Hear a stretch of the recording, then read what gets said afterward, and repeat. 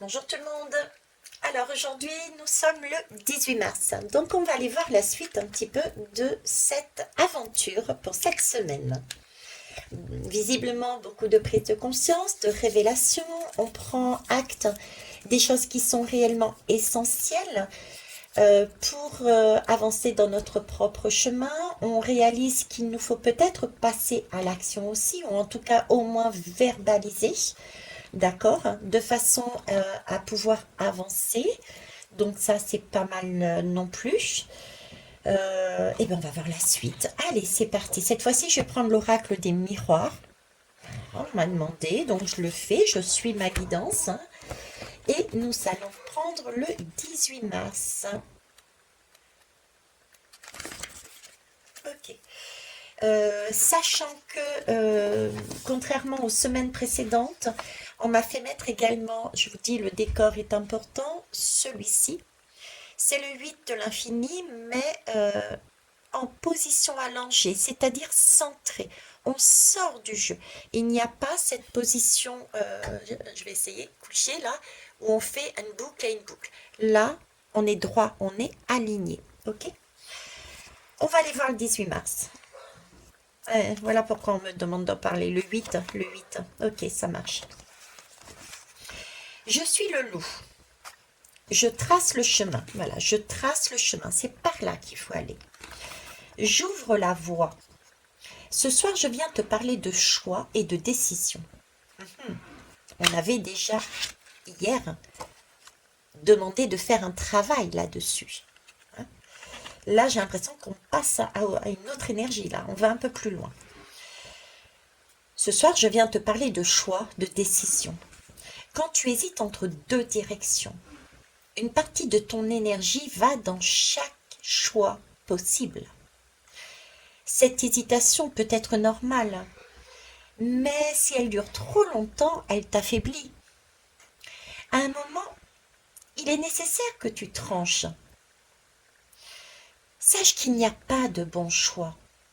Quelle que soit ta décision, il y aura des conséquences que tu devras assumer et chacune sera riche d'enseignements. Il n'y a pas de choix meilleur qu'un autre. Alors, quand ta décision est prise, lâche les regrets, car eux aussi vont pomper ton énergie. Assume tes choix, assume tes actes, pour que ton énergie soit puissante et alignée. Quand tu lâches une possibilité, tu récupères de fait toute l'énergie que tu avais investie dedans. Cette énergie est alors disponible pour alimenter un nouveau possible, un nouveau rêve, un nouveau projet.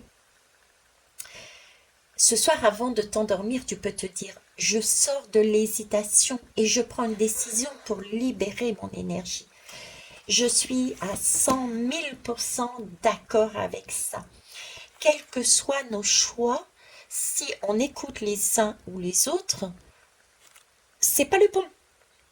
Donc vraiment fiez-vous à ce que vous, je dirais presque, ce qui est sorti comme ça en premier, et allez-y.